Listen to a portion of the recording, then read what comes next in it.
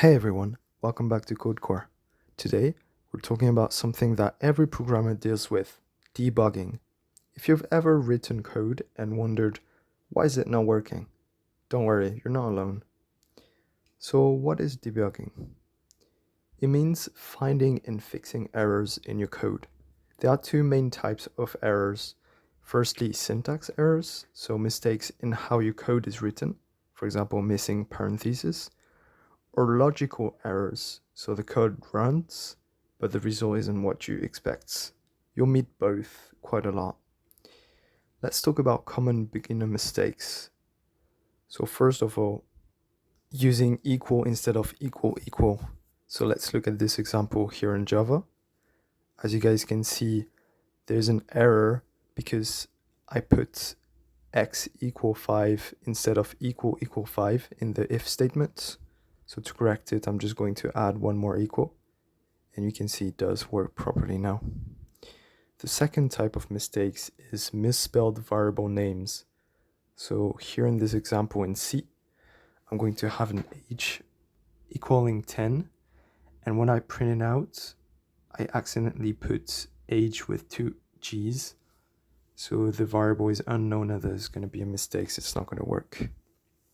Third mistake now, forgetting to intend.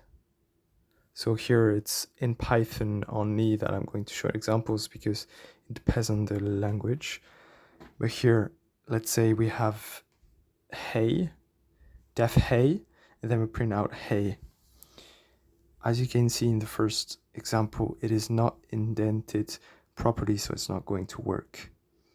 And to correct it, we're just going to do the correct indentation. Fourth mistake is off by one errors in loops. So for example here, I have int nums and 1, 2, 3 inside of it. This is in Java, by the way. And then I put for int I equals 0, I less or equal than nums plus length, and then I plus plus. Then system out prints nums I. And there's going to be a mistakes simply because the last index is going to be point length minus 1. So to correct this, I'm going to use less than instead of less or equal than nums.length. So now it goes from 0 to 2 included, which is correct. Let's talk now about infinite loops. So here in this example in C, I have int I equals 0, while I less than 5, and we print out I. But here, as you guys can see, when we run this, is going to be infinite because we forgot to add the I++ under print. So I is always going to be less than 5, so it's always going to print. So to fix it, simply add I++, and then there you go. Another typical mistake is wrong data type used. So here, in this example, I'm doing x equal 5, but with quotes, so it's a string.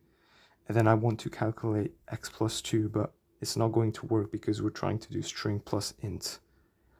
So to correct this, we simply take off the quotes, and then it correctly sends 7. By the way, these types of mistakes happen to everyone, included pros, so don't worry about it too much, it's normal. Now let's see how to debug or practical techniques. So first of all, printing debugging, so using print a lot is going to help you out quite a bunch. So be sure to add print statement to check values as your code runs. For example here, x equal 10, y equal 0. We're going to print out x, y, and then doing result equal x/y. And also what you can do is read error messages carefully, so don't panic, read line by line, take your time. It also tells you what exactly is wrong. And go step by step, do not try to fix everything at once. Make sure you have a clean and organized code so that you can see mistakes more easily. Be sure to indent properly by using meaningful names, comments, tricky lines, etc. Some tools that could help you. Firstly, there's online IDEs, so like Replit, Python Tutor to visualize code flow. There's also IDEs with debugging tools, for example, VS Code, PyCharm, and also Roboduck debugging. If you don't know this, basically it's just to explain the code to yourself or to someone else. And sometimes when we just say it out loud, we find out issues we have and why something was not working. Let's practice debugging with a live quick example now. So we have age equal input, enter your age. If age superior or equal to 18, then we print out you can vote.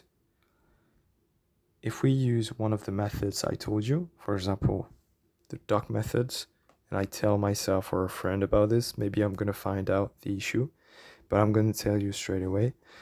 The issue here is that age equal input, enter your age, is going to be a string.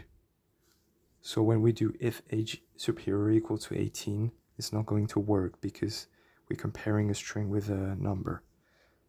So to fix this, simply just cast the inputs to int like this. As you guys can see, it does work properly.